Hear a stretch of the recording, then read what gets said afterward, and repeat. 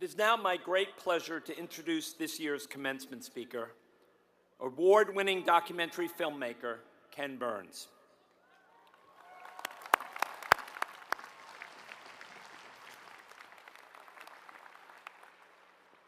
The Brooklyn Bridge, the Statue of Liberty, the Civil War, Elizabeth Cady Stanton and Susan B. Anthony, the Roosevelts, jazz, baseball, our national parks, Jackie Robinson. These are just a sampling of the topics that Ken Burns has tackled in his documentaries. Proclaimed by the New York Times as the most accomplished documentary filmmaker of his generation, through his films, he has been bringing American history and culture to life for more than 35 years. Ken Burns was born in Brooklyn, New York, into an academic family. In those early years, his family moved often, living in France and Delaware, before settling into Ann Arbor, where his father joined the faculty at the University of Michigan. He developed a love for history at an early age. A great reader as a child, he was often immersed in the family's encyclopedia. His passion for filmmaking was sparked at the age of 17 when he was given an 8mm movie camera, and he made his first documentary on an Ann Arbor factory shortly thereafter. After earning his undergraduate degree at Hampshire College in Massachusetts, Burns co-founded Florentine Films with several fellow students.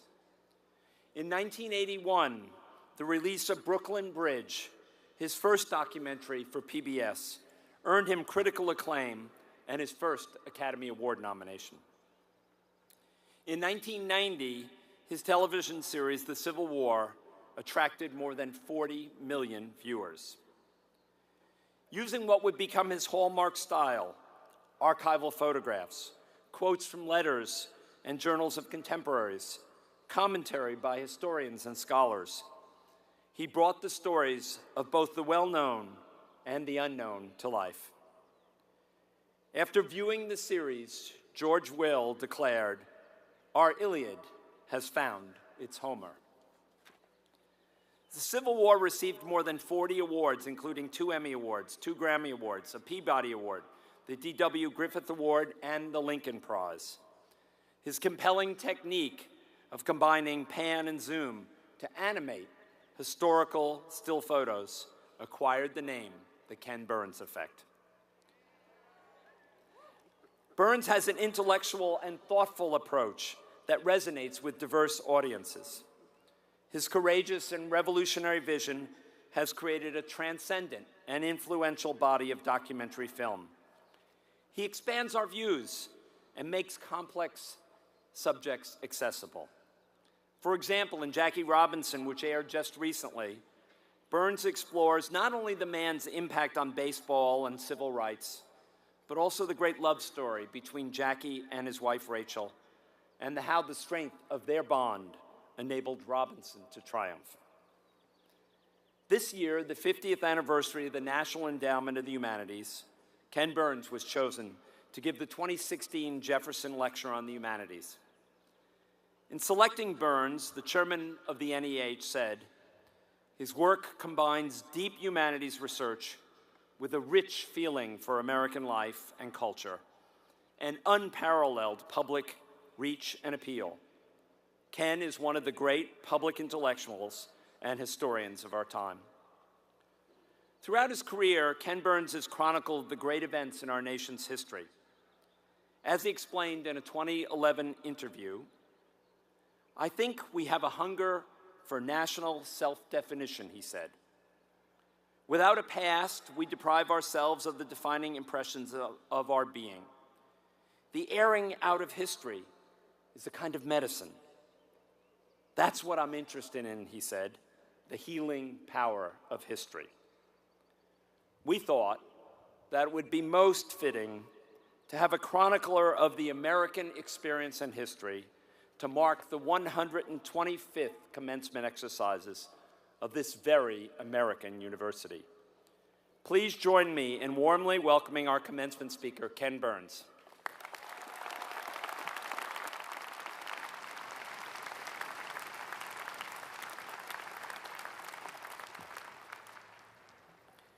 President Hennessy, members of the Board of Trustees, distinguished faculty and staff, proud and relieved parents, calm and serene grandparents, distracted but secretly pleased siblings, ladies and gentlemen, graduating students of the class of 2016, good morning.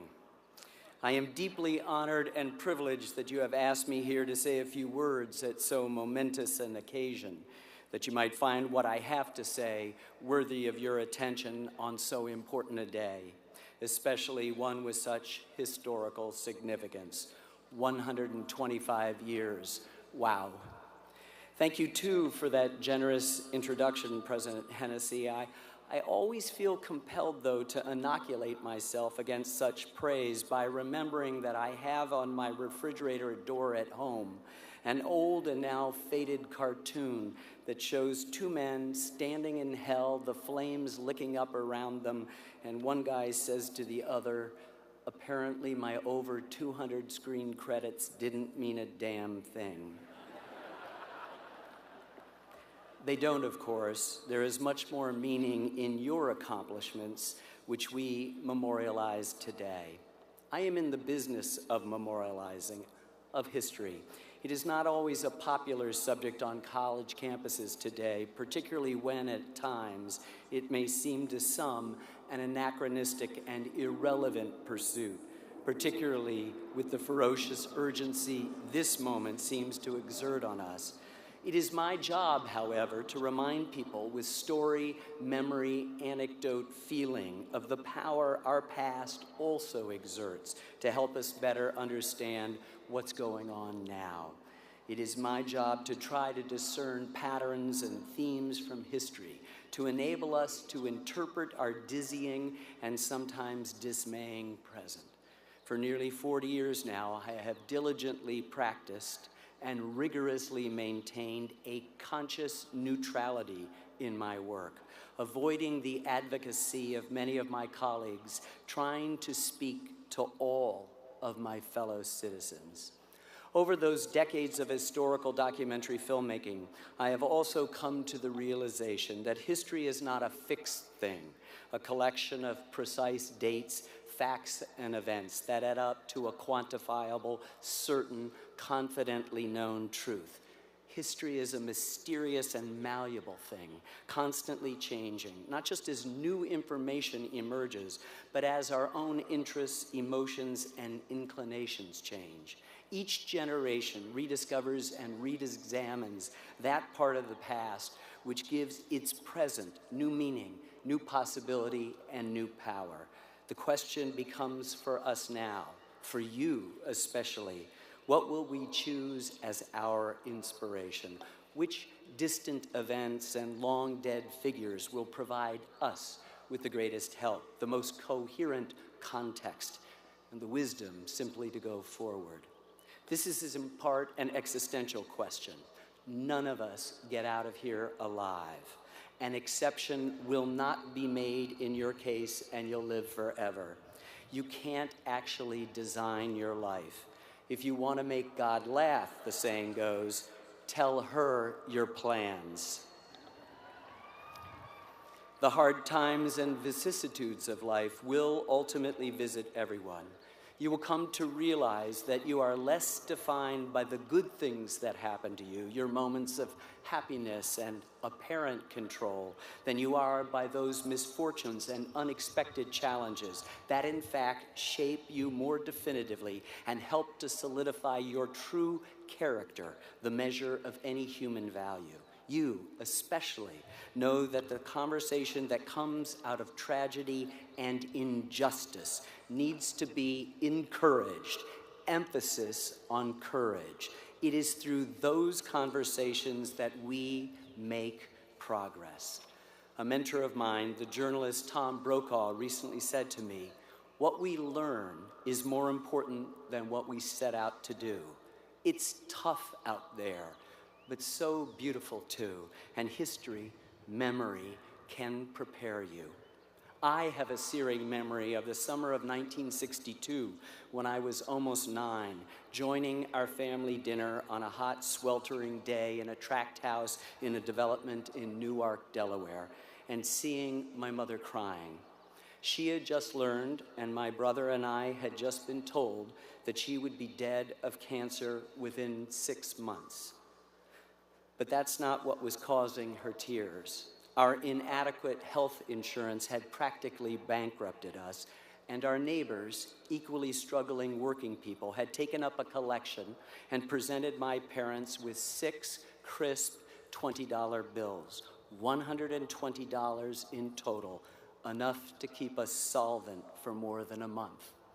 In that moment, I understood something about community and courage, about constant struggle and little victories.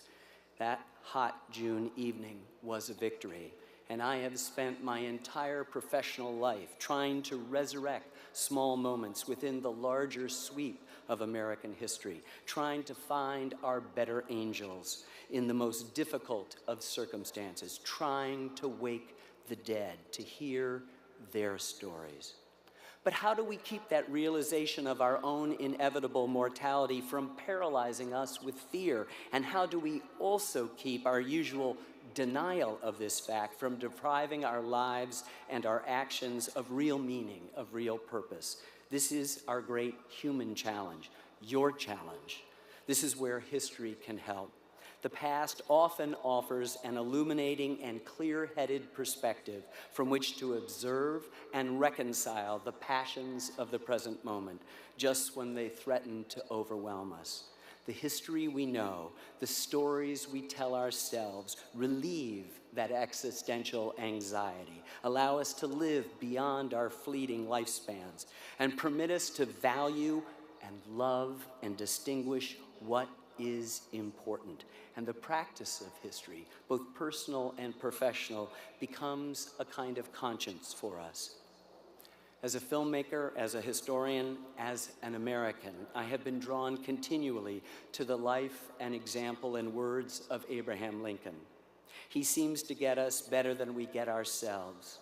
158 years ago, in mid-June of 1858, Abraham Lincoln, running in what would be a failed bid for the United States Senate at a time of bitter partisanship in our national politics, almost entirely over the issue of slavery, spoke to the Republican State Convention in the Illinois State House in Springfield.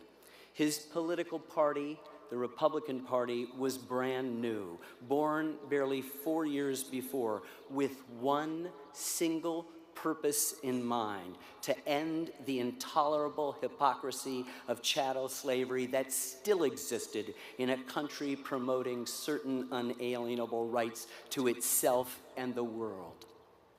He said, "A house divided against itself cannot stand. A house divided against itself cannot stand." 4.5 years later, he was president, presiding over a country in the midst of the worst crisis in American history, our Civil War, giving his annual message to Congress, what we now call the State of the Union. The State of the Union was not good. His house was divided. But he also saw the larger picture. The dogmas of the quiet past are inadequate to the stormy present. The occasion is piled high with difficulty, he said, and we must rise with the occasion. As our case is new, we must think anew and act anew. We must disenthrall ourselves, and then we shall save our country. And then he went on. Fellow citizens, we cannot escape history. The fiery trial through which we pass will light us down in honor or dishonor to the latest generation. We say we are for union. The world will not forget that we say this. We know how to save the union. In giving freedom to the slave, we assure freedom to the free, honorable alike in what we give and what we preserve. We shall nobly save or meanly lose the last best hope of earth. You are that latest generation he was metaphorically speaking about. And you are, whether you are yet aware of it or not, charged with saving our union. The stakes are slightly different than the ones Lincoln faced. There is not yet armed rebellion, but they are just as high. And before you go out and try to live and shape the rest of your life, you are required now to rise, as Lincoln implored us, with the occasion. You know, it's terribly fashionable these days to criticize the United States government, the institution Lincoln was trying to save, to blame it for all the ills known to humankind. And my goodness, ladies and gentlemen, let's be honest, it has made more than its fair share of catastrophic mistakes. But you would be hard-pressed to find in all of human history a greater force for good. From our Declaration of Independence to our Constitution and Bill of Rights, from Lincoln's Emancipation Proclamation and the 13th, 14th, 15th, and Women 19th Amendments, to the Land Grant College and Homestead Acts, from the Transcontinental Railroad and our national parks, to child labor laws, Social Security, and the National Labor Relations Acts, from the GI Bill and the Interstate Highway System, to putting a man on the moon and the Affordable Care Act. The United States government has been the author of many of the best aspects of our public and personal lives.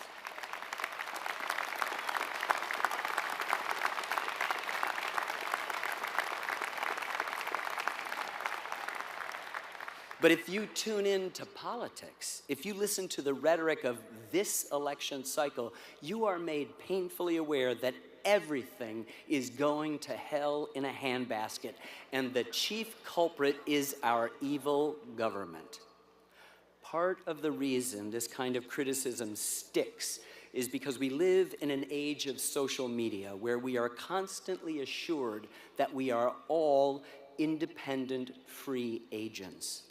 But that free agency is essentially unconnected to real community, divorced from civic engagement, duped into believing in our own lonely primacy by a sophisticated media culture that requires you, no, desperately needs you to live in an all-consuming disposable present, wearing the right blue jeans, driving the right car, carrying the right handbag, eating at all the right places, blissfully unaware of the historical tides that have brought us to this moment, blissfully uninterested in where those tides might take us.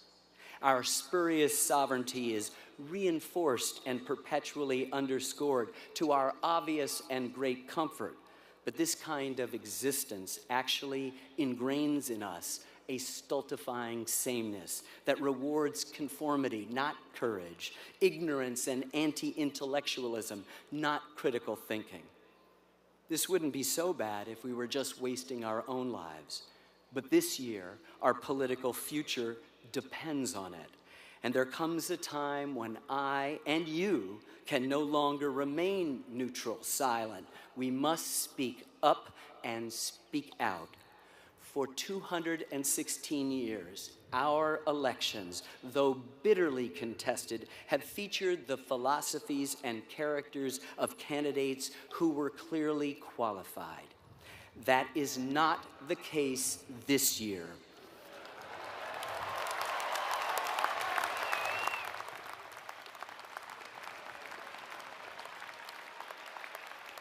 One is glaringly not qualified.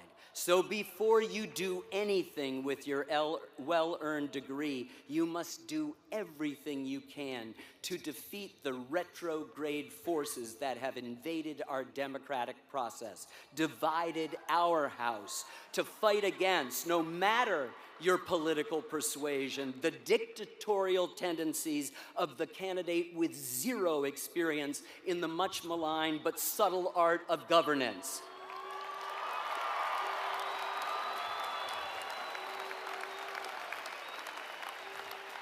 Who is against lots of things, but doesn't seem to be for anything, offering only bombastic and contradictory promises and terrifying Orwellian statesmen. A person who easily lies, creating an environment where the truth doesn't seem to matter, who has never demonstrated any interest in anyone or anything but himself and his own enrichment.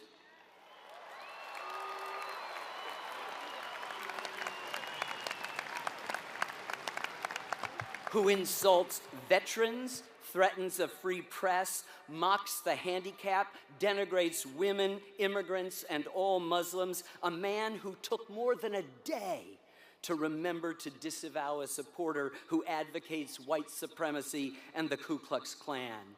An infantile, bullying man who, depending on his mood, is willing to discard old and established alliances, treaties, and long-standing relationships. I feel genuine sorrow for the understandably scared and they feel powerless people who have flocked to his campaign in the mistaken belief that, as often happens on TV, a wand can be waved and every complicated problem can be solved with the simplest of solutions. They can't. It is a political Ponzi scheme. And asking this man to assume the highest office in the land would be like asking a newly minted car driver to fly a 747.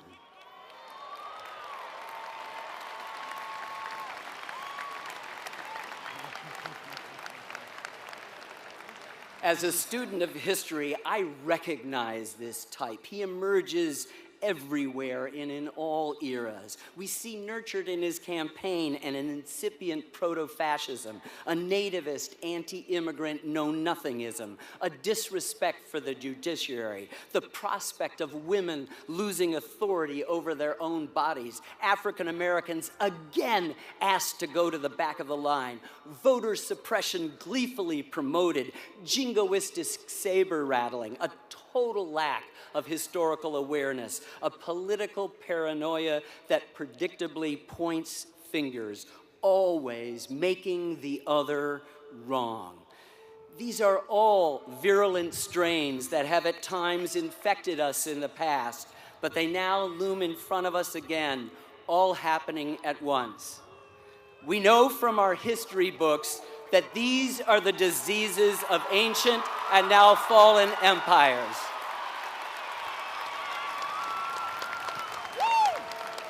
We know from our history books that these are the diseases of ancient and now fallen empires.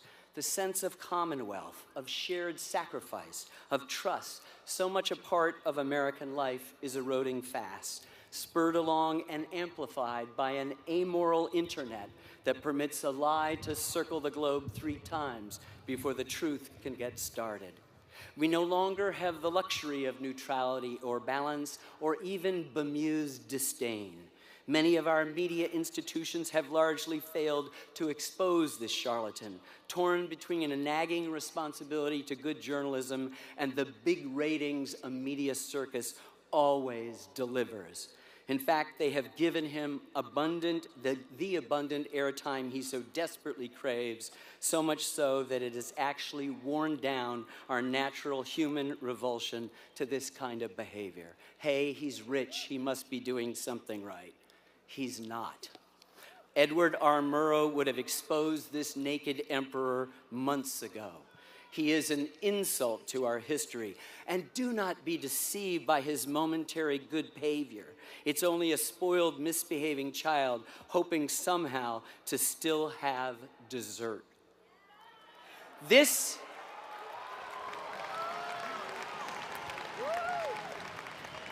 And do not think that the tragedy in Orlando underscores his points. It does not. We must disenthrall ourselves, as Abraham Lincoln said, from the culture of violence and guns, and then we shall save our country.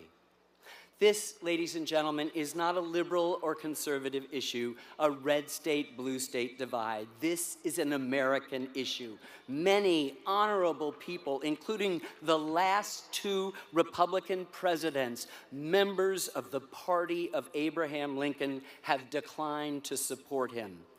And I implore those Vichy Republicans who have endorsed him to please reconsider.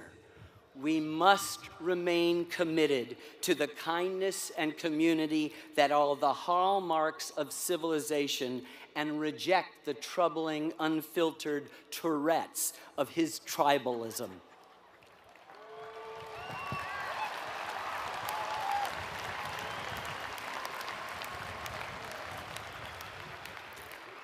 The next few months of your commencement, that is to say, your future, will be critical to the survival of the Republic. The occasion is piled high with difficulty. Let us pledge here today that we will not let this happen to the exquisite yet deeply flawed land we all love and cherish and hope to leave intact to our posterity. Let us nobly save, not meanly lose, the last best hope of earth. Let me speak directly to the graduating class. Watch out, here comes the advice. Look, I am the father of 4 daughters. If someone tells you they've been sexually assaulted, take it effing seriously and listen to them.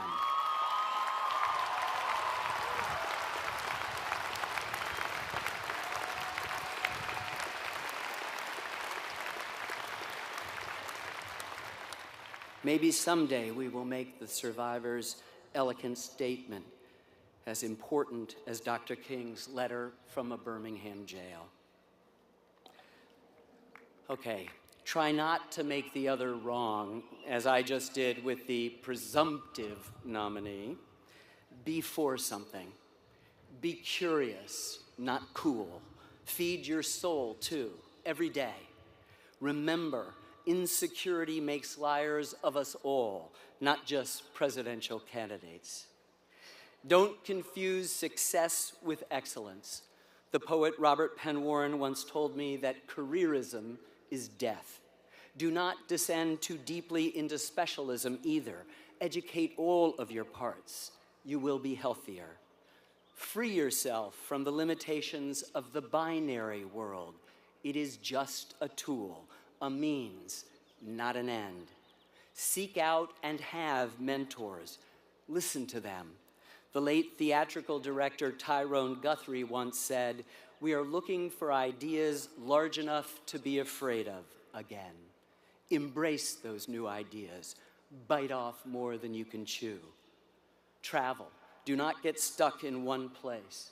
Visit our national parks. Their sheer majesty may remind you of your own atomic insignificance, as one observer noted, but in the inscrutable ways of nature, you will feel larger, inspirited, just as the egotist in our midst is diminished by his or her self-regard. Insist on heroes and be one. Read. The book is still the greatest man-made machine of all. Not the car, not the TV, not the smartphone.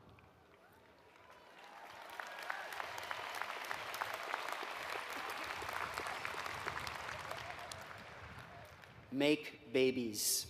One of the greatest things that will happen to you is that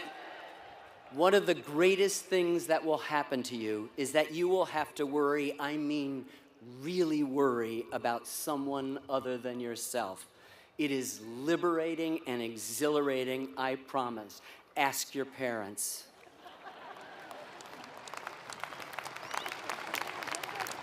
Do not lose your enthusiasm. In its Greek etymology, the word enthusiasm means simply God in us.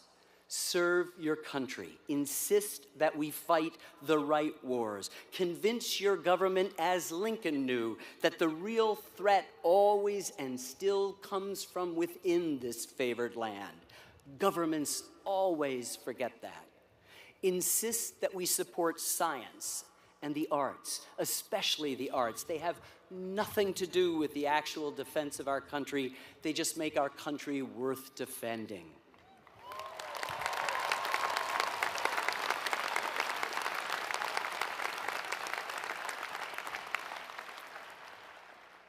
Believe, as Arthur Miller told me in an interview for my very first film on the Brooklyn Bridge, believe that maybe you too could add something that would last and be beautiful.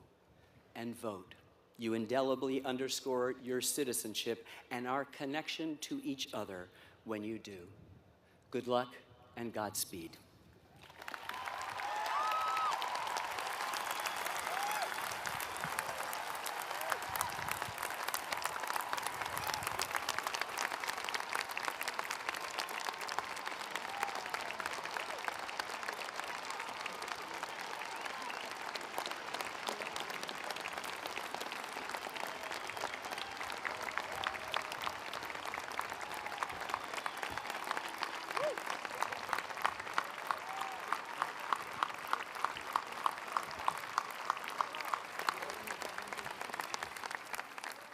Thank you, Ken, for those inspiring, honest words that I think called us all to be our own best selves. Will the provost please come